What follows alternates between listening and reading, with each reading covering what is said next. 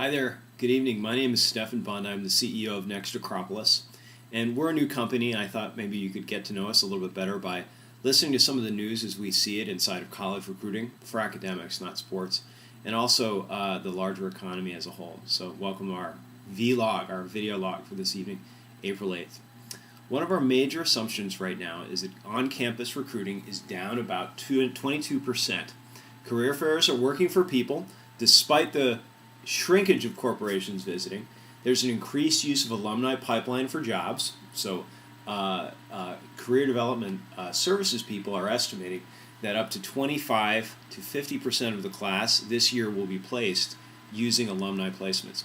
It means a couple of things. One is that alumni are not utilizing job boards in order to get their most precious recruits. They're actually going right to the career development services people, to the CDS office. Two, the question is, have you gone to CDS yet, and have you gotten to know them well? And also, have you brought a stack of your academic work, i.e. your papers and portfolios and projects with you, so that they can get to know exactly what you're very good at, because those alumni are going to ask specifically for somebody who really knows, fill in the blank, risk management, nanotechnology, HIPAA, right, who's an organic chemist. Things that they know exactly what to ask for. Right now, there's a decreased use of job boards. Monster.com, just as a market indicator, is currently suffering from major data theft, which is probably driving its brand name down. But also, the practice of paying for job listings that generate hundreds of resumes, many of whom will not make the cut, is not appealing to recruiters right now. So Monster and the job board economy is kind of being superseded. Meanwhile, LinkedIn, Facebook, and Twitter are seeing large upticks, especially Twitter right now, as it relates to social networking. People are using LinkedIn like crazy. So probably it's time for the college students to mature from Facebook into LinkedIn. But I can name, however, up to 300 different employers of blue chip corporations right now that are recruiting inside of Facebook and are trying to attract people to their brand inside of Facebook right now. So probably on the outside world, the news is probably awful, as you can see. The unemployment is probably right around 15% when you think about people who could be working but are not because benefits have run out, or they've stopped looking, or they're continuing to look but they have not absorbed into the economy. That's remarkable. So we are in a depression environment. I think recession is just too soft a word for it right now. There is a sense of crisis out there.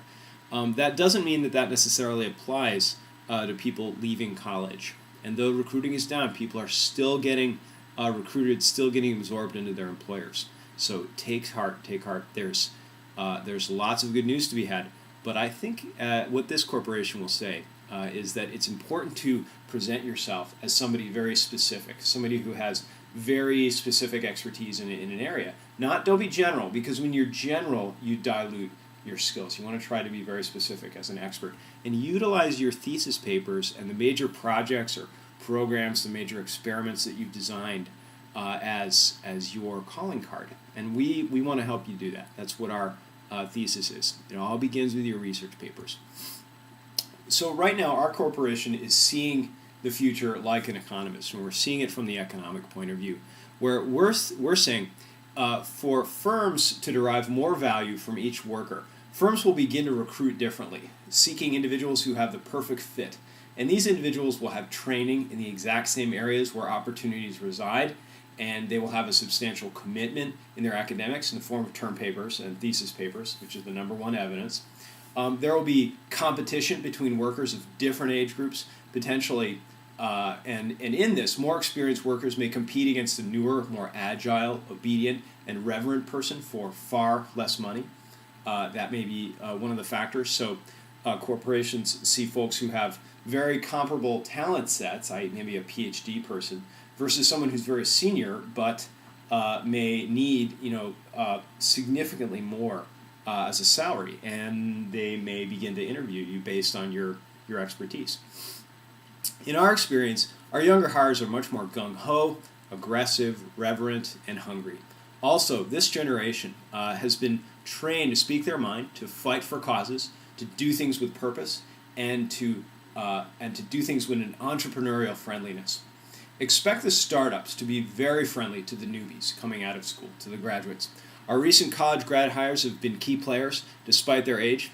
When you hire younger people, you must train them, but if you're trying to develop a new business unit using a fresher, more entrepreneurial mindset, you're more likely to get the best performance out of a set of well-educated younger people. It's kind of the Facebook startup model. Very young people have the ability to see things in a new light and to propose very, very good ideas. And if you're a CEO in your season, you should best be listening to them, to let them into the decision process. You don't need to let them run things, but definitely tell them, look, go out there, find information, be aggressive, come back, tell me something that I don't know. Believe me, they will. That's what's taking place in our corporation. We hope to walk that talk as well. Challenges on the road ahead. Students locating the companies doing work they're interested in is a challenge on the road ahead. And being prepared for these kind of job entries before they get to graduation. We believe that students need to invest multiple semesters developing a portfolio of work to support entry into a field. We think that our system will stimulate young people to begin to think about doing research and delivering a paper that will have consequences for individuals outside of academia. We want to allow your term papers to have a life of their own and to survive beyond college so that people can get to know you based on what your recommendations are. College is the place where people are supposed to develop new ideas and fresh, new approaches. All great technologies come out of the work of college students, be it Dell Computer, who was built by Michael Dell when he was a college student, or Bill Gates, who wrote all of he was already a very focused on software engineering before software engineering was a big deal. The Google guys, the Yahoo guys, Phil Knight in a dorm room. Napster begins with a student. Cutting edge ideas frequently originate inside of colleges, especially in the computer sciences. But what would prevent a young person in finance to write a very prescient paper on the market? There's very little standing in your way of making an impact on the field at large right where you stand, in this very Archimedean sense, changing the world from where you stand. We also believe that a challenge coming up is transitioning the mindset of young people into a career-centric mindset where they seek a role in a field, not just a job anywhere they can get it, which is typically what kids will tell you. We want them to think about getting a career. Currently, there is no method to get students in contact with the opportunities best suited to them. Job boards aren't trusted, and firms can't connect with students without making very large investments in time and energy without very good evidence of that student's aptitude. So we're still seeing students bombarding the job boards, but firms at large are still saying job boards are not very efficient tools for helping us to find the very person that we're looking for, that right person. Because we all know that one very talented individual can be worth 20 very average individuals in this economy. So everybody in the firms, please be aware, want to find that one special individual, and they'll hold out for that person, right? And it's that one person who's going to be important. Firms may literally be composed of a very small number of very high-performance individuals in the future. They'll outsource a percentage of their work. Despite the protests, outsourcing will probably continue. And then they will seek very low-cost methods to get the largest bang for their buck. So understand that you're going to be one of those few people who are retained by corporations insofar as you develop your expertise in your specific area. So be specific, don't be general, okay? Begin early. And also, bring your term papers to those interviews. It's our recommendation. If only kids could get their thesis and their term papers in front of hiring managers who are consequently looking for that special person, students would have it made. This is the goal of our organization as we build the Next Acropolis, and we're very happy to be at your service coming in May for our software to help you get your first major career position. And also, if you're a recruiter, we really hope to be an asset to your organization as you go after that talent that will make a big difference in your field. I'm Stefan Bunn, the CEO of this organization, and thanks a lot for tuning in to our vlog.